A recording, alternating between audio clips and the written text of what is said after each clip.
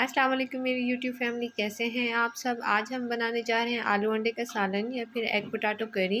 आजकल बहुत demanding dish है। उम्मीद है आप लोगों को भी ये रेसिपी पसंद आएगी। सबसे पहले आधी प्याली कुकिंग ऑयल की आपने कुकर में डालनी है। जैसे कुकिंग ऑयल गर्म होगा तो हमने इसमें 2 मीडियम साइज़ के प्याज स्लाइस करके डाल देने हैं। अगर आप मेरे चैनल पे नए हैं तो प्लीज़ मेरे चैनल को लाइक कीजिए, सब्सक्राइब कीजिए और शेयर कीजिए अपने दोस्तों के साथ। और अगर आप पहले से मौजूद हैं तो आप सब लोगों का बहुत शुक्रिया।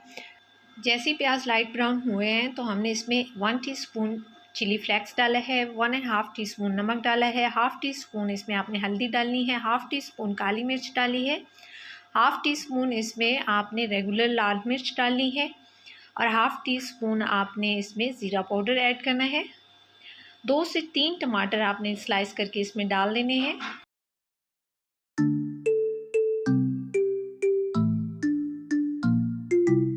यहाँ पे आपने 1 से 1.5 गिलास पानी का ऐड कर देना है। पानी ऐड करके आप इसको अच्छे से ढक दें ताकि टमाटर और प्याज जो हैं वो हमारे अच्छे तरीके से गल जाएं।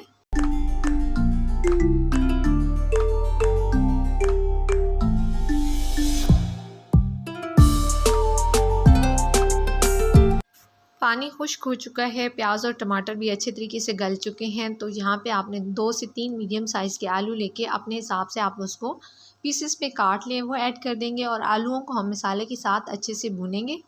5 से 10 मिनट तकरीबन आपको लगेंगे भूनने में। यहाँ पे अगर आप चेक करें तो मसाला जो है हमारा ऑयल छोड़ चुका है। तो यहाँ पे हम पानी ऐड कर देंगे। पानी 3 से 4 गिलास आप ऐड करेंगे।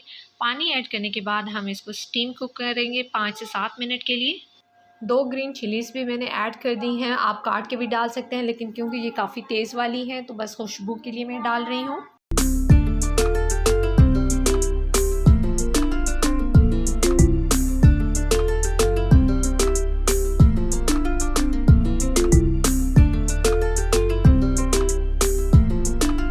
आपने ढक्कन लगा के 5 से 7 मिनट के लिए इसको बंद करना है ताकि आलू अच्छे से गल जाएं। जितने अच्छे से गले होंगे आपका सालन उतना ही मज़ेदार बनता है। 5 से 7 मिनट के बाद देखिए हमारा ज़बरदस्त सा सालन तैयार हो चुका है।